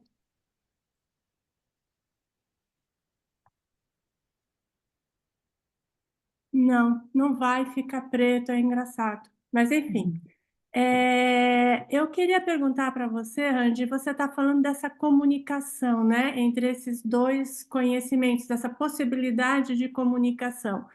Mas me parece que são formas, só comentando mais simplificadamente, né? A ciência separa, isola, divide, e a espiritualidade integra, é presença, como poder fazer essa conversa, né? E como é que você pensa que isso é possível? E como tem sido para você, né? Porque você está na academia também, você comentando, e então essa é uma questão que me fica assim. Obrigada, Mara. Sem E para comentar no fato, né, de quando a ciência se junta com o mal, né? Pensando a farmacologia, o capitalismo e tudo mais, né? Enfim. Mara, que bom te reencontrar por aqui.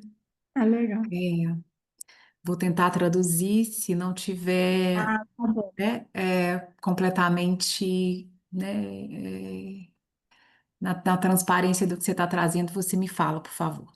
Tá bem. Randy, uma pergunta para ti. Mara está perguntando que como que ela percibe que hay algunas diferencias, ¿no? Entre las prácticas espirituales, ¿no? Dentro de lo que estamos acá hablando de vegetalismo, ¿no? Quizá, creo que ela também está ubicando esto. Y también el modos que ve, que trabaja la ciencia en general, ¿no? Entonces, como, y tú que estás en este plan, ¿no? Hablando, conversando, dialogando con la ciencia, ¿no? Acá en Liz, también tu trabajo con Frederic, ¿no? También transparece eso en tu libro, como percibes que es... hay una alianza posible, ¿no? Creo que hablaste un poco sobre eso, ¿no? Diciendo de esta disposición, ¿no? De la psicología en la pregunta anterior, quizá, de aprender también de esta otra epistemología y de esos otros conocimientos. Pero si quieres ampliar, ¿no? Assim, Mara, eu tô conseguindo fazer a pergunta do jeito que você está trazendo, senão me fala.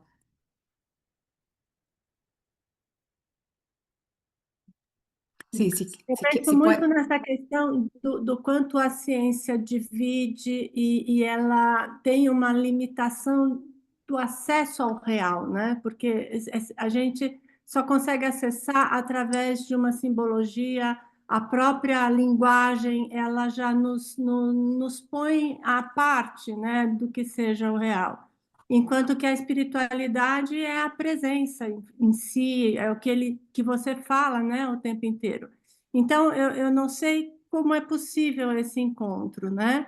Eu acho que a arte, como em algumas das conversas, né, ela consegue dar aí seja através das imagens, porque eu acho que ela tem uma capacidade mais de integração, seja através de uma poesia que acaba tendo uma própria musicalidade, um jogo das palavras, uma brincadeira, né? Agora, a ciência, da maneira como a gente conhece, ela me parece que caminha paralelo, ou não sei muito bem que conversa é possível fazer, né? Então, isso fica para mim como uma questão, para mim tem ficado, você entende? Sim. Mas não sei se eu vou conseguir transparecer. Aqui, Carla, eu até queria completar isso que a Mara coloca, posso até colocar para o Randy também. Randy, essa que é a pergunta que foi hecha, é assim mesmo? Sim, Bueno, me oportunidad. La pregunta que fue hecha dice respecto la oposición entre saberes espirituales y científicos, en la medida que los saberes científicos dividen todo, compartimentizan dividen digamos, desintegram. E quanto o saber ancestral e espiritual é de integração de muitas coisas. Como conciliar duas visões tão distintas, uma de la outra? De la ciência em seu método de dividir todo e a espiritualidade com sua integração del todo. Que essa é uma Bueno, pergunta também. eh, puedo empezar diciendo de que en el lado de la ciencia más que todo, ¿no? Es abrir su corazón hacia este mundo espiritual, ¿no? No hay otra forma, ¿no? No estoy tratando de decir que acepten, ¿no? Porque mientras una persona, digamos, un académico, científico, sea médico, sea psicólogo, mientras no conozcas a este mundo o no lo haya vivido, es bien difícil. Eso es lo que se está intentando romper, ¿no? Romper, mientras no pase una experiencia de una magnitud, digamos, bien intensa. He visto muchas personas que han acudido a una dieta o una sesión de ayahuasca. He tenido pacientes como doctores, médicos, científicos, una variedad de académicos, de que casi la mayoría se ha dado cuenta, ¿no? Último, ha sido una doctora de que me dice, ¿no? Sorprendida en sus cambios, en sus transformaciones, en sus sanaciones, después de una dieta que tuvo conmigo, me dijo, esto es real, me dice, pero me dice, ¿cómo yo como médica puedo aplicar esto? Me dice, porque voy a ser marginada por la junta médica o la academia, me dice. Entonces, yo pienso, por lo menos tuvieran la voluntad, ¿no? De experimentar, como son, digamos, de experimentar este mundo, ¿no? Y sacar sus propias conclusiones, porque yo digo, me gustaría, ¿no? De que por lo menos siempre hay que escuchar a todos, ¿no? Siempre hay que saber escuchar a todos, hay que saber observar a todos para poder, no podemos decir, yo no puedo decir la ayahuasca es rojo y es rojo, ¿no? No puedo decir así, igual de la parte de los académicos. Ellos tampoco pueden decir esto es así, no existe espíritu y no existe. Esa es una gran mentira que nos tienen cegados por años, ¿no? O sea, ellos no reconocen que una planta tiene un espíritu, ¿no? Ellos no pasan más allá de sus sustancias químicas, ¿no? O sea, no profundizan, digamos, el conocimiento que hay más allá de una planta, ¿no? Más allá de un árbol, más allá de sus sustancias químicas, ¿no?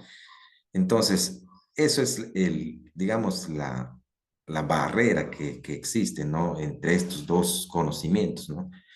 Por eso digo que para mí, mientras más gente No todos son así, porque yo he conocido académicos como médicos, psicólogos que han aceptado. Entonces, ahorita hay un movimiento ya de académicos que están comprendiendo y están aceptando que este conocimiento es, digamos, muy interesante, ¿no? Que se puede hacer una mezcla, digamos, una mezcla con mucho cuidado y mucho respeto, ¿no? Tampoco se trata de tomar el conocimiento y decir, es mi conocimiento, yo lo descubrí, porque aquí no hay nada que descubrir, ¿no? Aquí el conocimiento está ahí. Entonces, por eso he hablado desde el principio, ¿no? De que uno tiene que aprender a desarrollar esa humildad, esa paciencia, esa aceptación, ¿no? No, yo pienso que el ego ciega a estos, no a todos, ¿no? A académicos que tienen en la mano, ¿no? De descubrir este mundo espiritual para el bienestar, no de ellos, ¿no? El bienestar de nuestra sociedad, de nuestro planeta, ¿no? Ya. Gracias, Randy. Bueno, más preguntas acá. Estamos, temos que cuidar também do tempo, pessoal. Acho que vai dar para a gente fazer mais essa pergunta. Randy, uma pergunta mais para ti. Randy, um acadêmico não indígena, não iniciado com uma iniciação, não, poderia cuidar de seus pacientes sem qualquer, acá estou entendendo, preparação, iniciação, como é uma dieta. Daniel, está se referindo a uma dieta?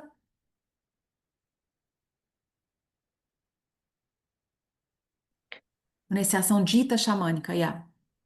Uma Não iniciação. só dieta, mas Não, dita, eu qualquer outro. entendi. Ok, Ok? ok, obrigada. Randy está perguntando que pensas se um acadêmico não indígena ou uma pessoa que não ha tenido uma iniciação, um preparo, pode cuidar a outros. Sim, me parece que está ubicando isso, sim, uma preparação e uma iniciação.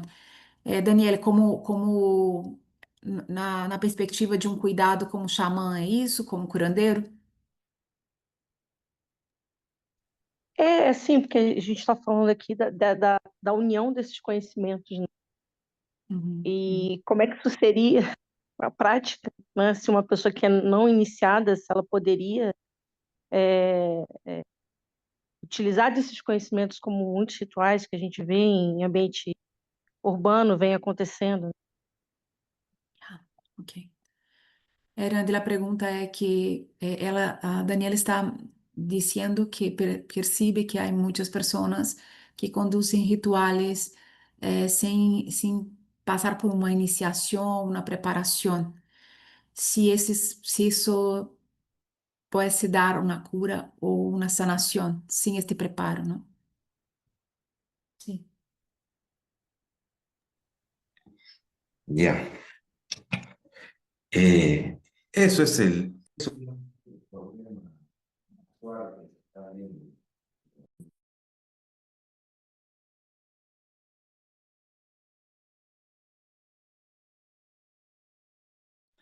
Ya, Sim. ya. Bueno, ese es un problema global que se está viendo, ¿no? En todas partes del mundo, ¿no? Es como hay una moda espiritual, digamos, ¿no? De que personas con poca experiencia en ayahuasca, poca experiencia de dietas, sin preparación adecuada, no solamente es tomar la planta, no solamente es conocer las plantas, ¿no?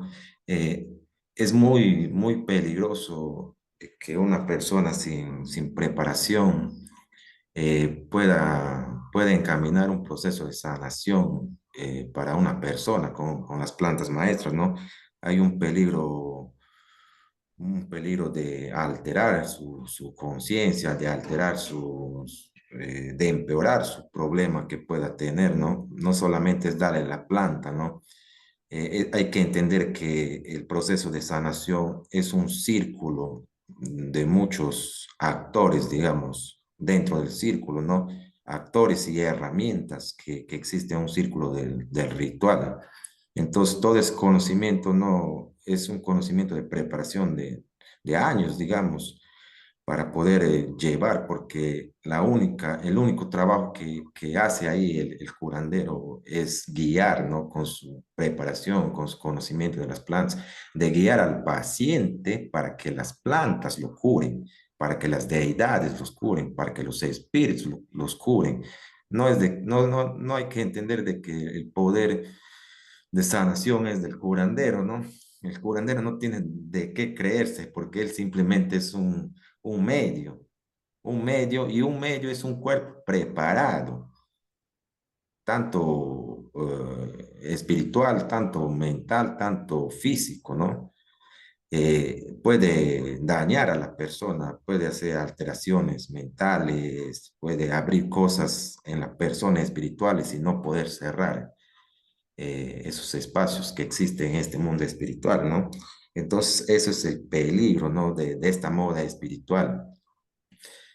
Siempre hay que tener conocimiento a dónde se va, con quién se toma, porque esto está creciendo cada día, me he dado cuenta en muchas partes, en Europa, Estados Unidos, Francia, Latinoamérica, todo lo que es Argentina, Brasil, mismo Perú, ¿no? Eh, Piensan que despiertan y dicen, voy a ser curandero. Hay que tener todo un proceso, ¿no? Todo un proceso de preparación del cuerpo, de preparación del alma, de la mente. Yo empecé a los 15 años, no a conocer las plantas, no para ser curandero, ¿no? Fue todo en esos tiempos coincidencia, ¿no? Yo me tuve que preparar más de 15 años todavía para poder trabajar con personas, ¿no? Porque un curandero, tiene una responsabilidad. No es un fuego, digamos, de que el curandero se presenta y, bueno, ahí habla de chakras, habla de energías. No es eso, ¿no? El curandero, su rol simplemente es guiar a esta persona en su camino de sanación, en su camino espiritual, en su crecimiento. Somos una parte de ayuda. Ni siquiera es el 100% el curandero, ¿no? Nosotros somos el 10%. Y la otra disponibilidad que tiene que tener la persona que se va a curar, también eso es importante, ¿no? Porque si tú no tienes la disponibilidad, la disciplina, la fuerza, así te vayas al mejor curandero de Himalaya, no te vas a sanar. Así te vayas al mejor psicólogo del mundo, no te vas a sanar. Mm, ya.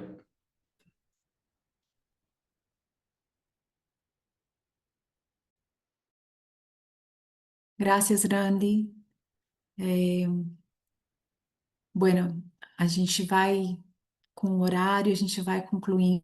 Queria agradecer muito aí todas as contribuições, né, do Tiago, do Randy, que fez e todos que participaram, né, que ampliaram essa conversa hoje com essas trocas, assim, né, para a gente é muito nutritivo também. A gente também recolhe e aprende muito, né, com essas trocas. A gente está concluindo esse primeiro ciclo de encontros, né, do NEP, né, que compõe outros trabalhos do LIS. Inclusive, eu queria aproveitar, né, para convidá-los, né, a conhecer outros trabalhos também que a gente faz aqui no LIS, né? Eu sou idealizadora e cofundadora junto com o Novo Humano e a gente trabalha, né, junto com a Guiança do Randi aqui nessa espinha dorsal com as práticas vegetalistas, sendo um carro-chefe delas, né, dos nossos trabalhos espirituais e com as plantas maestras, né, com a Guiança junto com o Randi, eu também apoio na facilitação, né, como facilitadora desses trabalhos. As dietas, né? Eu não sei se todos conhecem, o Randy mencionou várias vezes, né? Mas Uma forma que eu posso dizer disso é como se fosse é, é, todo o preparo, né, assim, a uma tecnologia sagrada, né, onde os curandeiros se preparam, né, onde na centralidade do vegetalismo é onde eles acedem seus conhecimentos. Tem curandeiros que dietam meses, anos, como o Rand mencionou, né, um caminho longo de aprendizado. É, e é nessa relação interespécie, nessa relação com as plantas, isolados, é, né, aqui no LIS, né, falando um pouco de como acontece, né, isolado da mata, com uma alimentação adequada, né, dentro dessas conhecimentos milenares, né, que perpassam esse trabalho. A toma de plantas indicada através de uma anamnese que a gente faz, né, também cuidando dos protocolos de segurança com uma equipe multidisciplinar que nos apoia nesse acompanhamento. A pessoa ela fica 9 dias tomando uma planta indicada a partir de todo esse processo e também, né, e principalmente com a indicação espiritual, né, para essa planta. E ela vai e nesse processo, né, é possível a gente nessa experiência, né, sinto muito grata e honrada assim de poder nesses anos, tanto no Peru quanto no nosso trabalho aqui no Brasil, perceber o quanto que a gente recolhe, né, assim, das contribuições desse trabalho, né, seja na catalisação de materiais a nível, né, mais subjetivo, de traumas e tudo isso que abre através dos sonhos, dos insights e tudo isso, né, que acontece no processo e mais profundamente a nível espiritual, né? O que que as pessoas recolhem desse trabalho. Então, nós temos aqui no LIS, né, essa jornada de 9 dias, que são as dietas, as de 3 dias também, né? Que sempre com essa referência nesses trabalhos, como o Rand falou, no preparo do corpo, né? Com as plantas maestras purgativas, né? Com os banhos e com todos os outros trabalhos que convergem nesse conjunto para preparar para uma sessão de ayahuasca ou para toma a posteriori de uma planta maestra. Então, quem quiser conhecer mais do nosso trabalho, pode acessar lis.org.br, que depois a gente pode colocar as informações aqui, né? A gente está terminando esse primeiro ciclo, mas o NEP, né, a gente está se organizando para seguir no próximo semestre com outros encontros, com cursos. Então, se aqueles que se interessarem em seguir com a gente aí, né, nessa troca, nessa partilha, sejam muito bem-vindos, né? A gente vai dando notícias aí. A gente acabou de o, o site está já há um tempo, né? Mas nosso Instagram a gente acabou de lançá-lo e também por lá também dá para ter as informações, né? Queria agradecer imensamente, né, a todos que nos acompanharam nesse encontro e nos anteriores. Para a gente é uma alegria e é uma possibilidade também de abrir outras perspectivas de conversa, né, de aprofundamento no que a gente vem trabalhando nos temas que também compõem, né, o nosso trabalho aqui no LIS e outros que podem vir. Então, que a gente possa seguir aí nessa troca. Muito obrigada a todos. Obrigada, Randi, Tiago, a todos da equipe LIS que estão aí, Bernardo, Alessandro, Nilza, o pessoal da comunicação que nos apoia muito, da Novo Humano, né, na construção e nos apoia muito nos encontros. Bruno Simões, parceiro demais aí na construção desses encontros e que a gente possa se reencontrar, né? Por falar em encontros, possa seguir se reencontrando aí nessa construção, nessa tessitura do nosso trabalho. Um abraço, muito obrigada, pessoal.